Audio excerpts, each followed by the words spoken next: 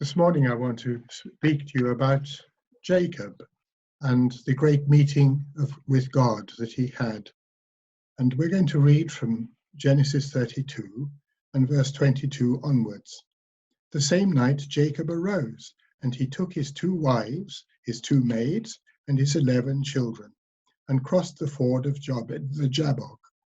He took them and sent them across the stream, and likewise everything that he had. And Jacob was left alone, and a man wrestled with him until the breaking of day.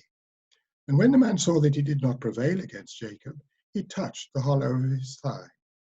And Jacob's thigh was put out of joint as he wrestled with him. Then he said, "Let me go, for the day is breaking." But Jacob said, "I will not let you go unless you bless me." And he said to him, "What is your name?" And he said, "Jacob." And he said, "Your name shall no more be called Jacob, but Israel, for you have striven with God and with men and have prevailed."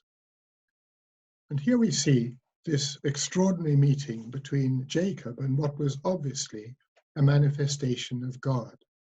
It was interesting that God asked him the question, "What is your name?" And that was very challenging for Jacob because he had to pronounce his name, which actually means supplanter. And this goes back to his birth when he was born as the second of twins, and he grabbed the heel of Esau before he was born. And that is why he was called Jacob, which means supplanter. And his whole life demonstrated that in the way he lied and manipulated people and caused a trail of suffering amongst those with whom he had contact. There was definitely a problem in his life. And one of the other challenges in his life is that his father favored his older brother and rather despised Jacob as a weakling and not a hunter like his brother. And so there was this constant striving for approval from his father, for significance as a person. And this led to that character defect which so distorted Jacob's life and ministry. But we see him leaving his family to escape the problems that he had created through his manipulation. And he met up with an uncle in Laban, who was an equal trickster. And in order to gain his 2 wives, he had to go through years of serving that uncle and ended up with great wealth through his trickery. And he then had to escape, really under God's command, because he had to go back to the land where he had come from. But then he was in crisis. Behind him was Laban, he couldn't go back. But in front of him was Esau coming with 400 men, probably to kill him, and he had nowhere to escape.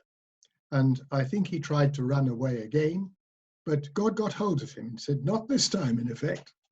And so Jacob then eventually grabbed hold of the Lord and said, "I'm not going to let you go unless you bless me." And the amazing thing is that God did meet with him and touched his thigh. He stopped him running away, and he limped for the rest of his life. But what we see in this is that God actually renamed Jacob. He called him Israel, which was totally different, a prince with God. And that is what our wonderful Lord does for us. We inherit a whole lot of baggage in our past that was either genetic or because of the circumstances of our upbringing, all the distortions in our family and youth that have shaped our life or misshaped it. But God wants to change us, and he wants to make us like princes with God. And God is able to touch you and me, that we become princes with God. And we see how Jacob learned how to pray. And later on in his life, he made a remarkable prophecy about what would happen to his descendants. And he actually prophesied about the coming of Jesus. So here we see a man who had a really bad start in life and so many things that really needed to be addressed. And that is so often like us, isn't it? There are things in our lives that God wants to deal with, but we cannot run away forever from God. And he will drive us into a corner where we cannot escape, and we have to meet with him. And my prayer for you is that you might not run away anymore from the things that God has been challenging you about, and that you seek him and hold on for that blessing, that you might become a blessing to others in the process, rather than a manipulator of others for your own benefit. So may God bless you.